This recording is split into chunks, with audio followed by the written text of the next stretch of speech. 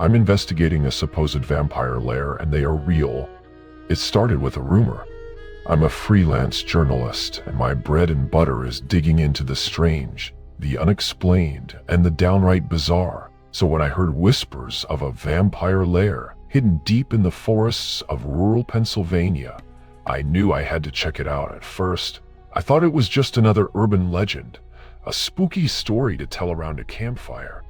The rumors centered around an abandoned mansion known as Blackthorn Manor. Locals claimed it was home to a group of vampires who had been living there for centuries, preying on unsuspecting travelers and townsfolk.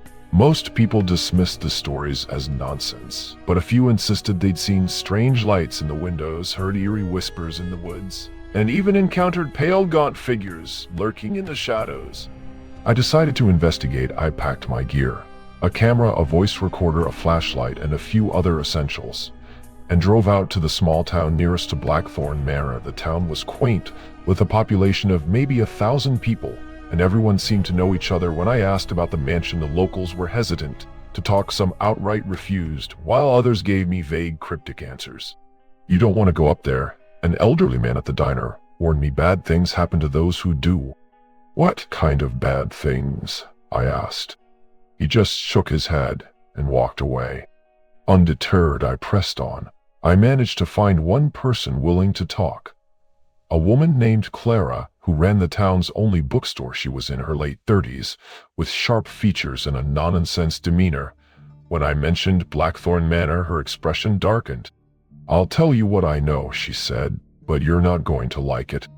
Over a cup of coffee, Clara told me about her cousin who had gone missing a few years ago. He'd been hiking near Blackthorn Manor and never returned. Search parties combed the woods for days, but they found no trace of him. The only clue was his backpack, discovered near the mansion's gates. Inside was a journal filled with frantic scribblings about pale figures and blood-red eyes. "I don't believe in vampires," Clara said, her voice trembling. "But something's not right up there. If you're going, be careful." I thanked her and left, my mind racing. I didn't know what to expect, but I was determined to find out the truth. The next morning, I drove out to Blackthorn Manor.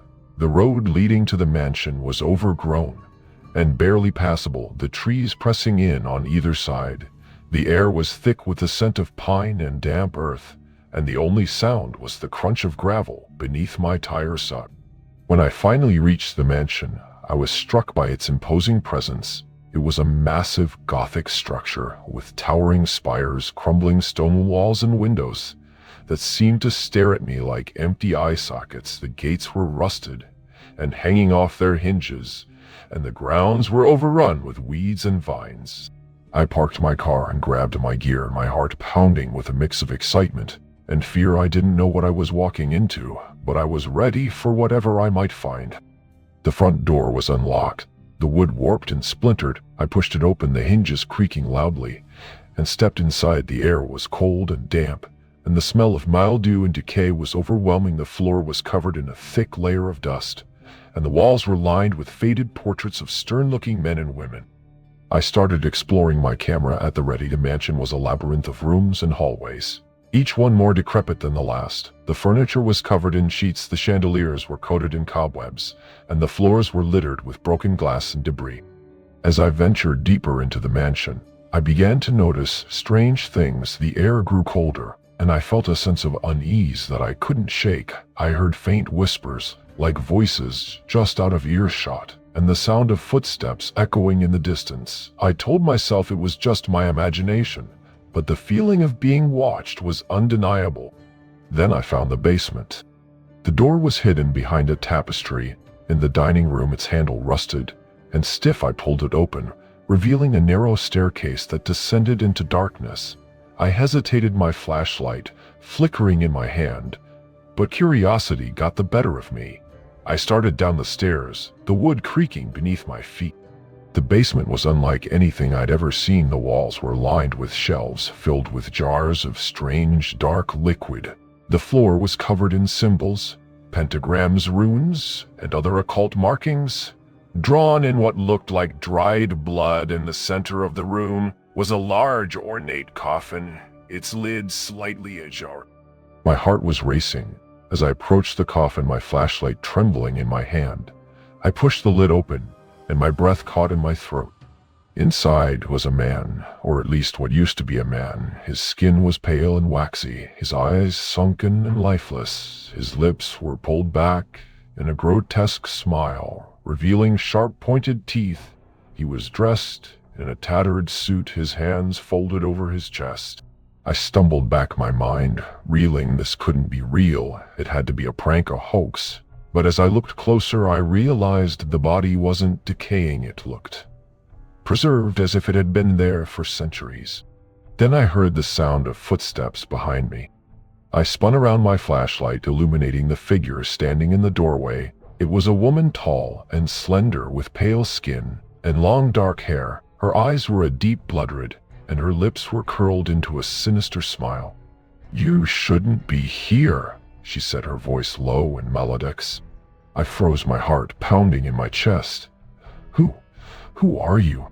She stepped closer, her movements graceful and predatory. "I am the keeper of this place, and you are trespassing." I backed away, my mind racing. "I didn't mean to intrude. I'm a journalist. I'm here to investigate." She tilted her head, her smile widening. "Investigate? How quaint. Do you really think you can uncover our secrets and walk away unscathed?" I didn't answer. My instincts were screaming at me to run, but my legs felt like they were made of lead. The woman reached out, her fingers brushing against my cheek.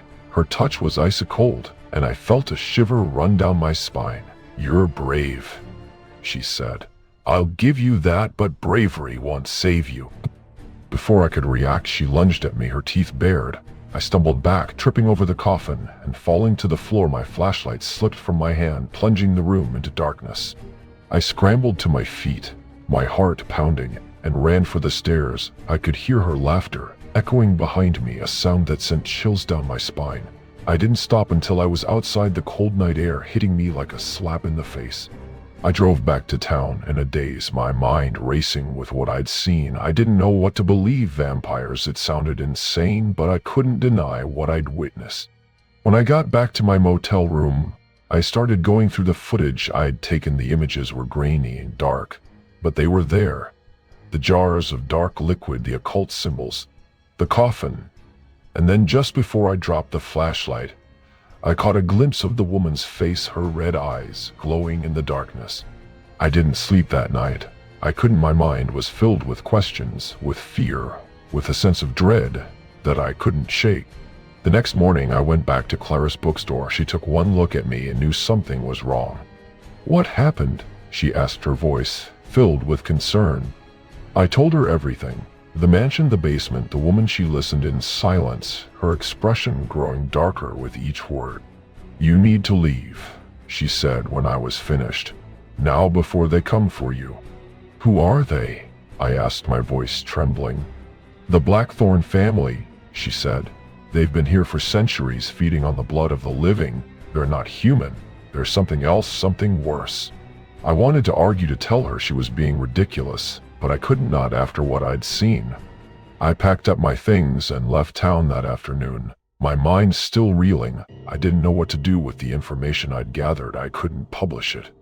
No one would believe me, but I couldn't just forget about it either. As I drove away, I couldn't shake the feeling that I was being watched. I kept checking my rearview mirror, half expecting to see the woman's red eyes staring back at me. I don't know if I'll ever go back to Blackthorn Manor. Part of me wants to uncover the truth, to expose the Blackthorn family for what they are. But another part of me knows that some secrets are better left buried. All I know is this: vampires are real, and they're closer than you think.